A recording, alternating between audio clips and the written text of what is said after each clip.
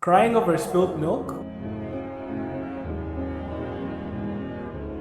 won't fix anything. That's because AI data centers are taking all the water, so if you cry, you get dehydrated. I'm not sure how much Tokapi would agree with this sentiment, but a part of me sees him on the other side.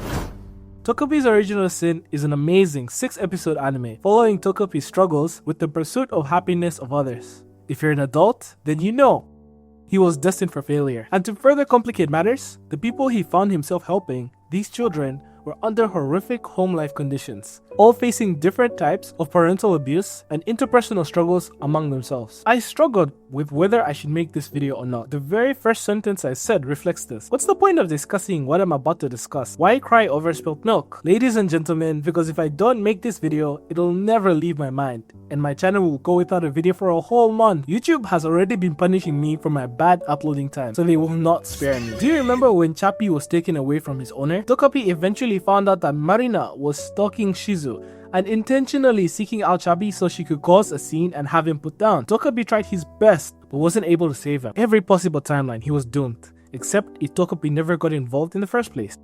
Except, wait.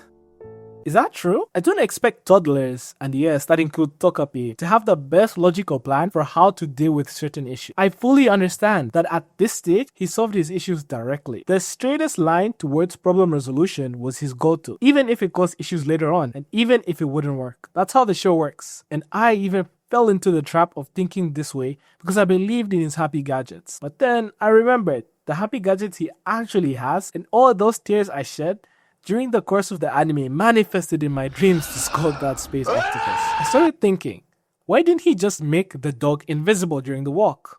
Think about it. Do you remember the happy gadget of the flower?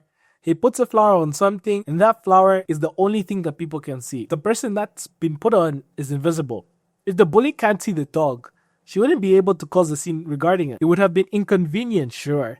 Maybe she'd take it a step further, but this is the easiest way to go about it. Tokapi could have kept hiding the dog for months, and Marina would just move on to another way to torment Shizu, which is more easily manageable in my opinion. Another thing he could have done is use the happy device that supposedly gives amazing advice. If I had a potentially omniscient talking head telling me what to do, you can bet that I wouldn't just have 60 subscribers. I'm hoping, even without one, you subscribe to my channel. What you see is what you get, but I do want to improve tenfold.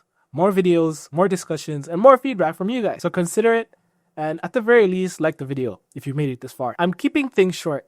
The last thing I would have suggested is he just tells Shizu about his power of going back in time and about Marina's plan. If he had communicated his frustrations, which I'm pretty sure compounded into his unaliving of Marina, then none of the events would have gone the way they did. Keeping her in the loop would have exponentially improved her chances of staying alive and keeping Chappie with her, and would have allowed her a better understanding of Marina's intentions and movement. She's just a weak bully, doing everything she can to demean Shizu. The more tactics she's aware of, the easier it'll be to avoid confrontation. And I'm hoping with the advice of the happy device that I mentioned earlier on, she can create a more reliable support system. But, that's blatant optimism. If there's anything Tokapi's Original Sin has taught me, it's that life just isn't all sunshine and rainbows. That's all from me. Thanks for hearing me out, bro. What other ways would you have dealt with Marina? Assuming you had an IQ 10 points higher than Tokapi, let me know what you would do down in the comments.